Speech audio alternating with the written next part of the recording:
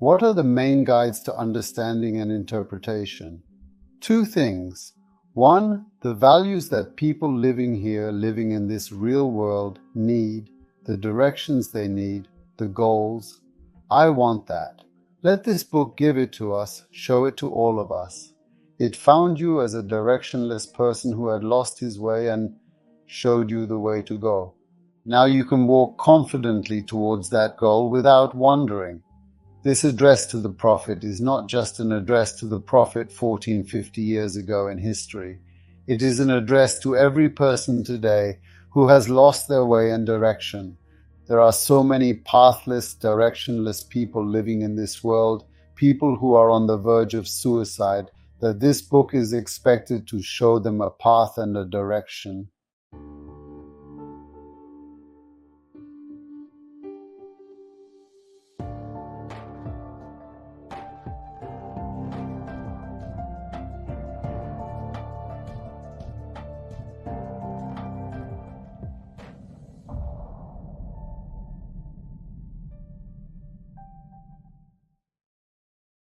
Hello everyone from Istanbul School. Dear viewers, this week our guest is Prof. Dr. Şaban Ali Düzgün. We will talk about the method of understanding and interpreting the Quran.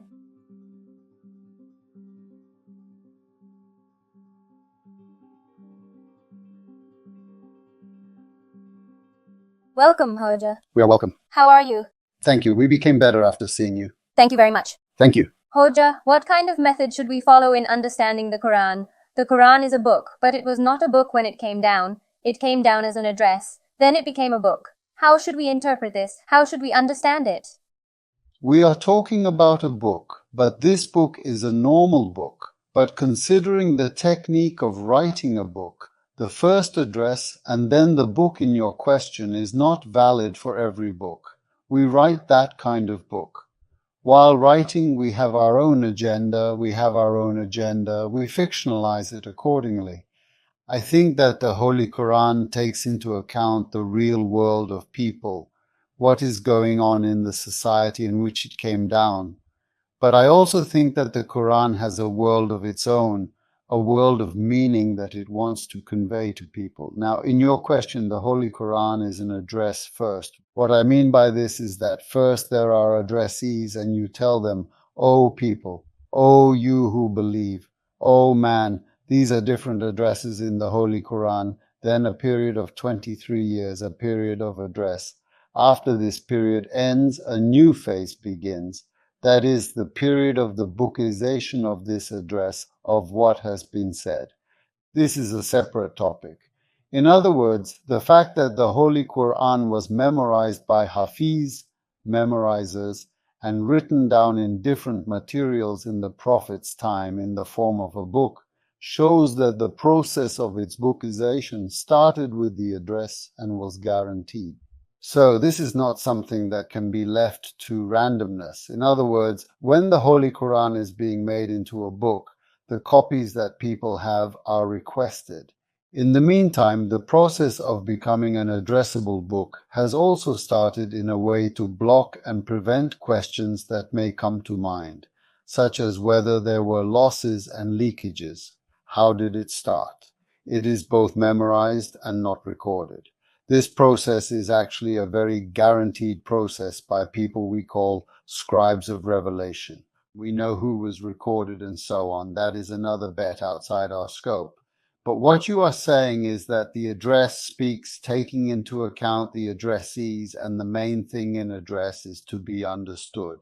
This does not guarantee that. I mean, you say something, but this does not guarantee that all the interlocutors understand what you say. I mean, you say it, you are speaking to a community.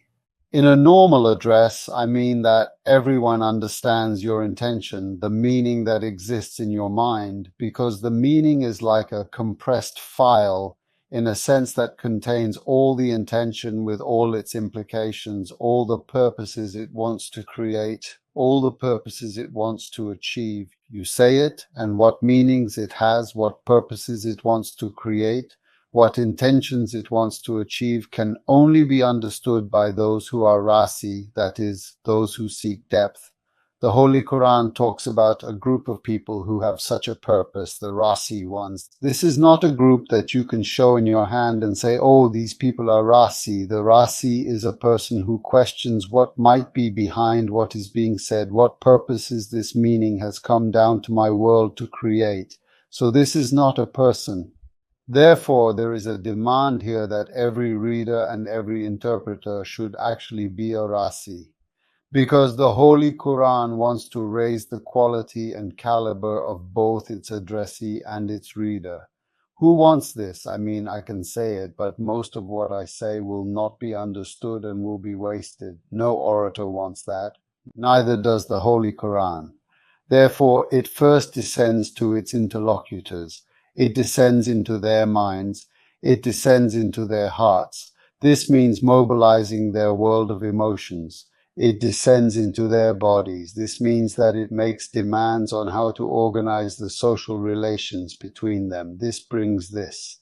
It is necessary to read the Holy Quran layer by layer, whether when it is addressed or when it is published in a book. So we are not talking about an open book, we are not talking about a transparent book, we are talking about a more hidden meaning. Now, I agree with what you have said, but this is a statement that can lead us to very dangerous consequences because this is open to abuse. Right now, the very meaning of the Holy Quran is not transparent, it is layered. There may be another meaning behind the first one you see. Ibn Arabi calls this a shoreless ocean. The Holy Quran is called a sea of meanings. But the Imam in Shia, who can reveal the meaning or meanings behind it, can only do that. Not everybody has that kind of authority. Or let's say in a Sufi school, if there is an allocation such as only our master can do it, we cannot do it. That is, if this authority is deeded to a person, then the door of abuse has been opened wide open. That is not what we mean. What I mean by the ordinary reader or the layer of people who are after that depth in the back, which we call the depth Rasi, is that a verse may appeal to a person's mind. It gives him information. Its consciousness to his emotional world is informative. It appeals to the mind. It gives you purely informative information. Secondly, it goes down to your emotional world, to your heart. This is performative. So it asks you to do something. It asks you to create a world of actions. But at the same time, in the end, when the being we call an individual goes out into society, he takes the name of a person, and becomes an individual in society. When I sit here alone in society, when my rights and my law are not in question, I am an individual, a person. But when I go out, someone else's rights and someone else's freedom come into play. In such a situation, we inevitably start to talk about commands regarding individuals, that is, regarding the social structure. Then we move on to the social aspect of this. In other words, it starts with the individual, but moves on to the social pillar. This is what I call reading layer by layer. My teacher Hussein Ate, our late teacher, used to say, what did the Quran say and what did it mean? What did he say and what did he mean? This means this. So the Quran has a wording. This wording is an Arabic wording. After all, Arabic is a language. But here is our big problem. Now, when we talk about the address of Allah, how do we define Allah? Allah who is not subject to the constraints of the reality we live in. As a being above them. A being above all this, a being above history, a being above time. Therefore, does Allah have a language? Does he speak any language? Arabic, Turkish, Ibrahim? No. No, but there is a world of meaning that he wants to convey to us. Our expression could be like this. God has a mind. He has a knowledge. Here, for example, Einstein says, he is trying to read the mind of God. It is about physics. He says it is also mathematical. God's mind is subject to a mathematical functioning. For a physicist, this is so, but when you look at the laws of physics, there is a very complicated, very sophisticated mind. Therefore, he says, God's mind has permeated the universe as a law. This is such a mind that instead of spinning according to it, he says that God does not throw dice. Everything flows in a certain way. But Niels Bohr, the Danish physicist, Niels Bohr, he says, Einstein says, is God going to ask you whether God is going to roll the dice or not? Because he is a quantumist. According to quantum physics, there can be randomness in the universe. Everything may not go as you calculate. Now I'm back. The point was this. A book comes to us with a word. The Holy Quran comes to us with one word, and that is Arabic. Arabic has grammar. So if you put a superlative, the meaning is like this. If you put Ezra, it will be like this. If you put it in octave, it becomes like this. Now, where is the world of meaning, the meaning that Allah, a supra-historical and supra-temporal being, wants to convey to you? It has been compressed or trapped. It was compressed into an Arabic language. He was squeezed into a language. This could have been Arabic, it could have been Hebrew. So my basic assumption, my presupposition that I want to underline here is this. The meaning that the Quranic text wants to give is before the meaning of the Quranic text. So two people meeting at the airport, let's say a mother and daughter who haven't seen each other for 20 years, will say, I love you, no matter what language they say it in. Whether she says, I love you, whether she says, uhubuke, whether she says, ilibede, whether she says, yotem, whether she says, I love you, it doesn't matter. Language comes later here. First is the meaning in his mind, in his heart, in his emotional world. The language you use to convey that meaning is secondary. So the world of meaning, what determines the world of meaning of the Quran? It is the dignity of the human being, the existence of society as a just, egalitarian, free society. It is the ability of human beings to live a happy and blissful life without being subjected to any restrictions or pressure from any authority. Look, these are the principles and guidelines I have just mentioned, which actually precede language. Therefore, if you take a verse and say, look, this verse is superior to this one, therefore, if you impose the wording on people that this is what they understand, this is called structuralism. Structuralism. The wording of the text suffocates the meaning. For this reason, I suggest that in understanding and interpreting the Quran, the world of imagination should be established first. For those who follow us, I have an article on the semantic multi-layeredness of Quranic terms that you can access on the internet. It is a 20-page article that will come up when they type it. They can read what I am saying in more detail there. Before we start reading the Quran, we need to have a conception of Allah, the orator who sent the Quran to us. What kind of being is he? Is he merciful? Does he seek revenge? If you read the Torah or the Talmud of the Jews, you come across the figure of a vengeful God. Bernard Shaw devotes the first 36 pages of The Black Girl in Search of God to criticizing this God figure, this image of God. Now, why a vengeful God? Because life in exile means you are always in exile. You are either in the Sinai desert or in Babi exile. You cannot expect people who are constantly in exile to have compassion for others. It doesn't happen. In other words, a tribe that is oppressed and constantly persecuted starts persecuting others when they get power. Today's photo that we see today is also a photo that sheds light on the history of humanity. Therefore, is the God of the Quran a God who seeks revenge? Or does the Quran present mercy as the main focus and color of the Quran in terms of relations between all human beings? Now, when you go to the Quran without this conception, you get hundreds of different worldviews. That is why I say that this conception is before the essence of the Quran. What kind of orator are we facing? Secondly, what kind of a conception of man does this book have? Third, what kind of a world does it envision? Fourth, the book itself. This book will be consistent within itself because the Holy Quran itself says so. If this book had come to you in some other way and not from Allah, you would have seen many contradictions and inconsistencies in it. Therefore, the question that is always asked about the Holy Quran today is this. It comes up a lot. Does the Quran agree with science? As if science is the only thing we expect the Quran to be compatible with. Does it agree with social theories? Does it match with anthropology, our conception of a human being?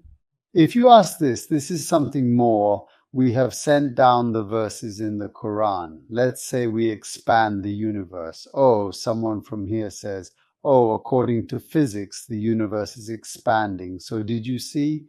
Here, the theories of physics confirm the Holy Qur'an. In other words, it is like not accepting the Quran as a miracle on its own, but looking for a higher miracle and expecting something else to coincide with it. This is how people can be convinced, dear Fatma. They can be very happy that the book in their hands agrees with existing theories, with science. But the miracle of the Holy Quran as a book is the motivation it has created in history. It is the power to turn 2 billion people in the same direction at the same time. I mean the Qibla for prayer at the same time. 2 billion people at the same time for fasting from the time of Imsak to Iftar with the same command. There is no other power that can make 2 billion people do this. The miracle is in this itself. This being its very existence itself is a miracle. Religion has such power. That's why today you see that politics and economy are not structured independently of religion. Religion also determines your production and consumption habits. If you want your politics, look at how the Holy Book is circulated in the hands of people in the propaganda processes in the world. In other words, national identities, nation identities, and religious identities as super identities existed in the past and still exist today. Our issue is this: if the book in our hands has such a guiding and motivating power and might, then we have a responsibility to turn it into a motivational tool that directs the world, the real world, of the people living today to the good, to make them run after what is more true and more beautiful.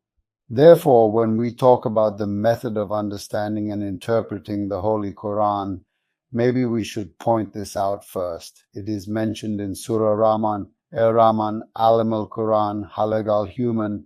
In other words, Allah first laid down the principles, Alam al-Quran, then Halag al-Man, then He created man. So before the human being is created, the parameters of what kind of a life that human being should lead, all the actinology value-based existences are predetermined.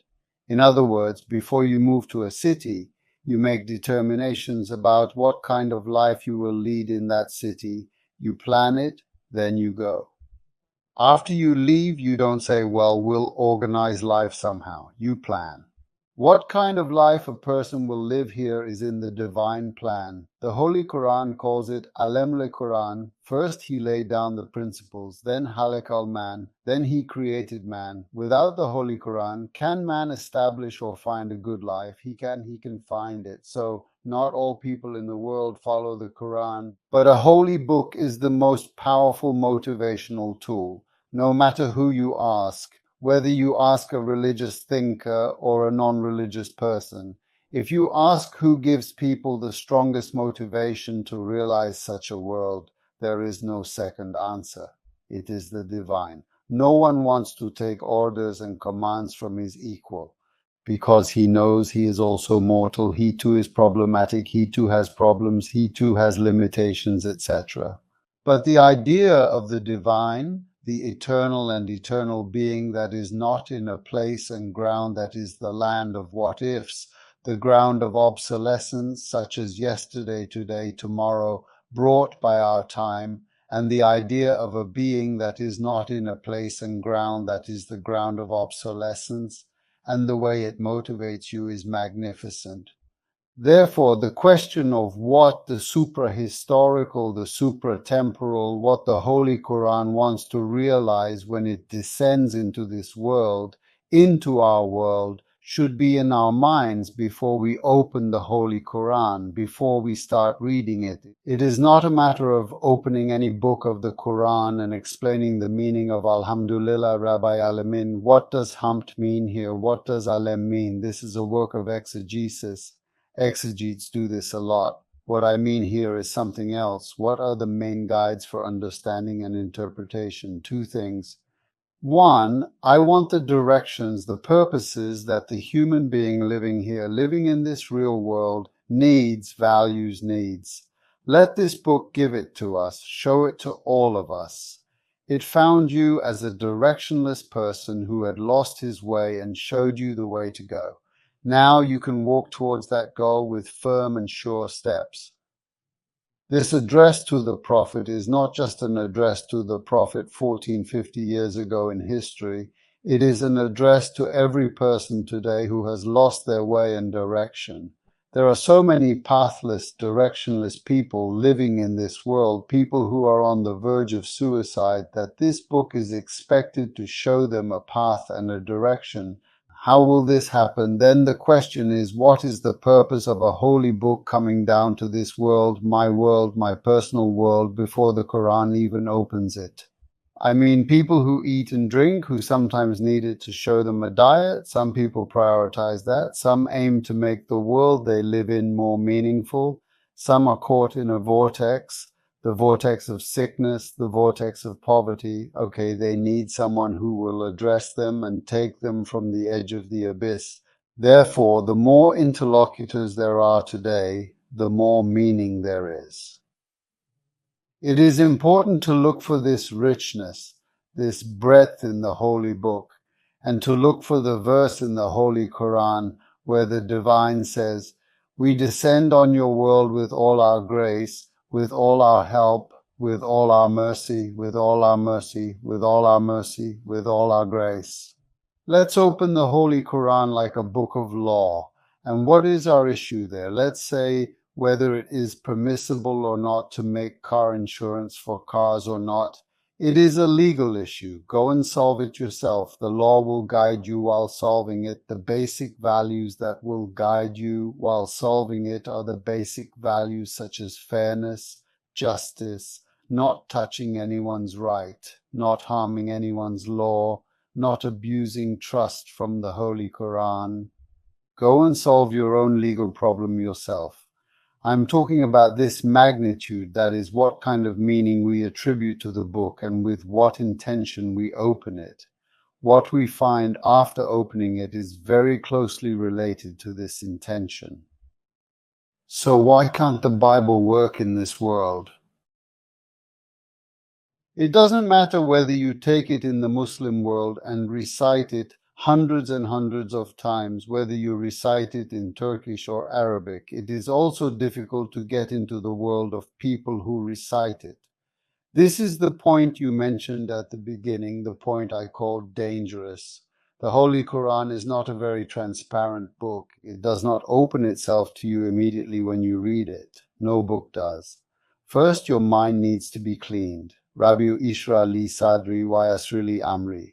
When Goethe interprets this verse, I suggest that those of us who watch the East-West Divan, that German witness we know, read it if the opportunity arises. I would like them to read Goethe's Song of Muhammad, the Song of Muhammad. Goethe says that the expression Rabbi Shirali Sadri means that this verse is an invitation to maximize all the faculties of a human being to the highest level and to the maximum point. Because inshira means to interpret, to operate on the being. It means cutting, splitting, dismembering. With all its openness, whatever ability, talent, capacity it has, bring it to the maximum level, O Lord, inshira. Now, if there is a heart whose sadr has become receptive with all its parts and all its atoms, if there is a sadr, it is easy for the heart to understand what the Quran is saying, what kind of a world of meaning it is after, what goals it puts in front of this world as goals to be achieved. But masked hearts are heavy in the sense of such prejudices, that is to say, we do not understand their verses. In the Quran, it says that because they listen to lies and eat haram, we seal their hearts, we put weights in their ears, and they do not hear anything from what we say. This is also a verse. So we do not have a book that opens itself to everyone. We do not have a book that opens itself to everyone. We have people who deserve to receive it first. Open your mind. He will leave his prejudices aside. He will become ready to receive. Then look at how communication flows, how blessings come, and how that world of meaning suddenly becomes foggy. The photograph appears in front of you with all its clarity. What can we shout for humanity in this world? How can Allah support those who take this path? Just take your time today. Tomorrow doesn't matter. We are in a hurry. Man is in a hurry. We want this to happen as soon as possible, but Allah is in no hurry. There are successes achieved through struggles that continue for generations. This is the case when we look at history. Therefore, it is a source of great honor for us if we have taken steps to complete this great image, this big picture, without making hasty decisions. We need to look at that. Okay, thank you very much, teacher. Hopefully we can be among those who deserve this part of understanding. Hopefully. Thank you. Thank you for your valuable comments. Thank you. Dear viewers, this week our guest at Istanbul School was Prof. and Dr. Şaban Ali Düzgün. See you in the next episode. Goodbye.